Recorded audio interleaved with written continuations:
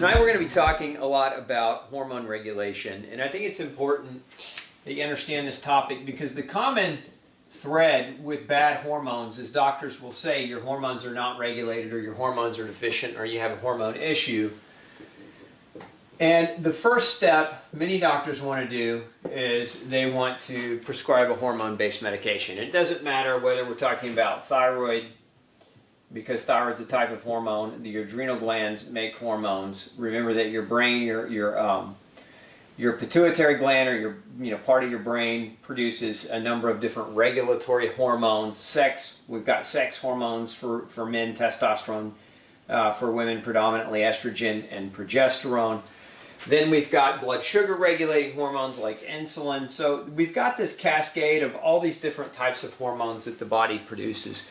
And at the end of the day, ultimately, if we just seek to give this as medication, and that's the solution for anybody with a hormonal imbalance, what ends up happening is, in my opinion, is a disaster. You do not correct a hormone imbalance by using hormones first. We have to ask some fundamental questions before we just start thinking about giving these. And the number one fundamental question is, where do they come from, right? We really look at, how are they being produced? Why are they being produced? What's in charge of helping them be produced? What nutrients are necessary to help produce them? We want to look at the regulatory component of how your hormones are even produced in the first place. Why does the body make more thyroid hormone or adrenal output? Or why do we produce sex steroids, etc.? Now, I want to focus a little bit initially on sex steroids because one of the things that our society has gone after in the last 40 years or so is cholesterol. We've been told that cholesterol is this evil substance. Cholesterol is this thing that causes heart disease. It's this thing that causes plaquing in your arteries, leading to heart attack, increased risk for stroke, etc. So we've kind of demonized this very, very important molecule. And understand that cholesterol is truly the mother hormone. It's oftentimes referred to as the mother hormone. And if we block it, what we actually end up doing is we end up affecting hormones that are downstream from it. What are those hormones? Well, downstream from cholesterol, if we look at what cholesterol is very, very important in its proper production, what it helps us to produce, one of the hormones it helps us make is progesterone. And then subsequently, that progesterone, downstream from it, testosterone is produced. And then subsequently downstream from that, estrogen is produced, and then estrogen is further metabolized into different forms of estrogen, etc. So if we understand, if we block this, if we inhibit cholesterol, we're in effect inhibiting the main ingredient necessary to be able to produce the sex steroids. Now I want to draw a correlation for you, and some of you might say, correlation is not causation, Dr. Osborne. I get it. But we've been attacking cholesterol for about 40 years. We've been lowering it aggressively. Most people, if we look at cholesterol numbers, normal used to be 250, then a panel came out and said 220, then another panel came out and said anything over 200 is considered high. Where do we end? Because the panels that create the cholesterol numbers are actually, many of the doctors on those panels are being paid directly by Merck and Pfizer, the two pharmaceutical companies who have the most to gain as a result of the cholesterol values being low, because these companies make billions of dollars on the selling of cholesterol blocking medications. So how is it that we can allow their scientists who are being paid by them to be able to set what is high and what is low, and how come that number keeps going lower? So we have to ask, why is it as low as it is, and why is blocking cholesterol a good idea when it blocks the production of sex steroids? Remember, we've been doing this almost 40 years in mainstream medicine, and the outcome has largely been a blooming or a blossoming of the steroid industry, meaning that if you look around, as a result of this, men being on high cholesterol or lowering medication have had their testosterone, their capacity to generate testosterone is now being somewhat reduced. And so now what do we see everywhere? We see this new term popping up, low T. They're trying to, I use the word diseaseify, they're trying to diseaseify the fact that, again, in my opinion, that one drug creates a deficiency of a hormone, and now we're diseaseifying what the drug is causing. And that's not really a disease, that's an inhibition of the body's natural process to try to produce a hormone. So we're seeing lots and lots of more men being put on low testosterone, or being put on testosterone pellets, being given testosterone injections, being given testosterone medications.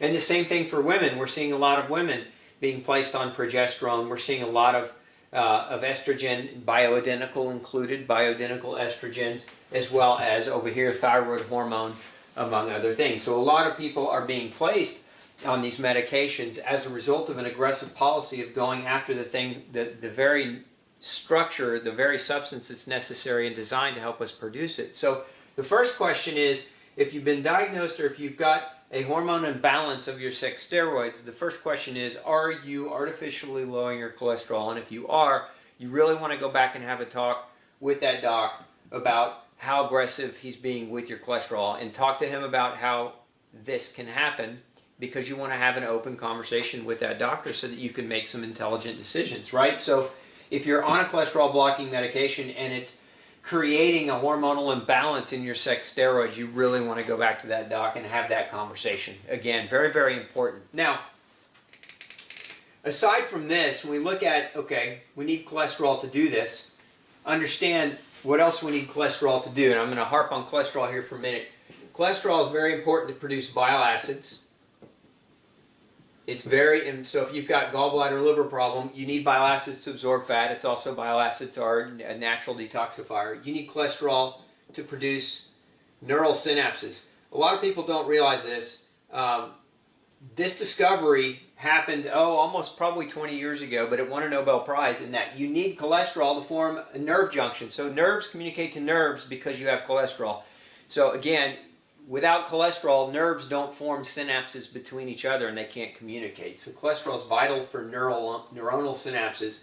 You need cholesterol to produce vitamin D. There's a form of cholesterol in your skin called 7-dehydroxyvitamin or dehydroxycholesterol that forms vitamin D when UV light hits it. And you need cholesterol to form something called CoQ10.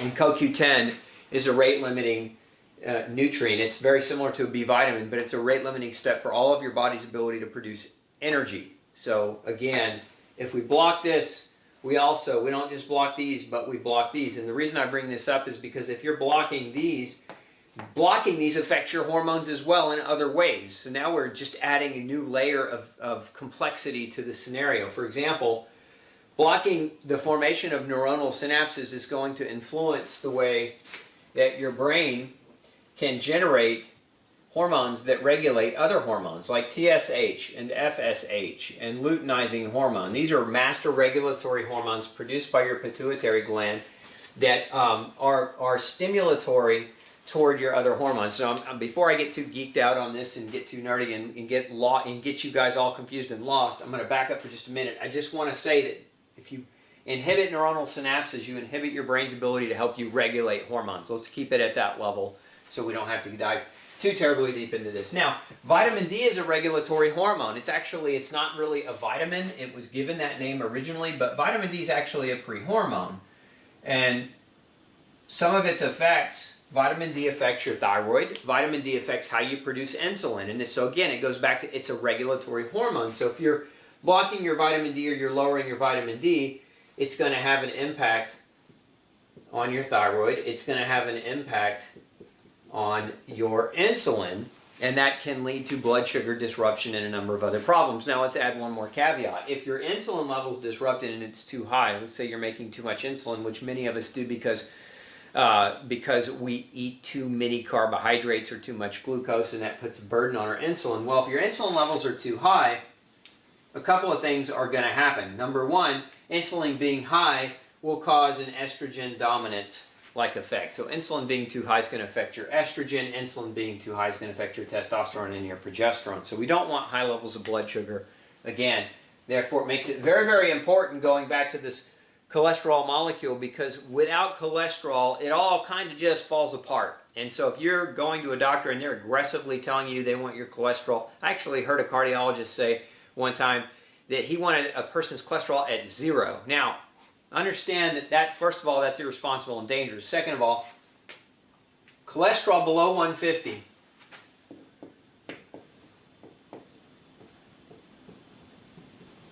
contributes to depression and suicide. And many people with cholesterol below that level start to become depressed. And then again, if we're following the same line of medical thought, which is when you're depressed, you take an antidepressant, now we're adding in another hormone manipulator. We're adding something in that either affects serotonin or affects dopamine or some of the other neurotransmitters. So again, we don't want cholesterol, total cholesterol is what I'm referring to. We don't want it anywhere near below 150. And a lot of times cardiologists are super aggressive with this and they're really, really pushing to get it below 150. But research studies show that that creates depression and suicide, and part of the reason why is you're blocking neuronal synapse formation, and when you do that, you're going to get depressed because your nerves are not going to be able to communicate, so you're going to have depressed neurological function. So again, very, very important that you understand where cholesterol sits in this, because again, many of you may be on a statin medication or on some type of drug that is serving to block total cholesterol. Hey, don't forget to check out the rest of the series right here. Make sure you hit subscribe below. And as always, thanks for tuning in.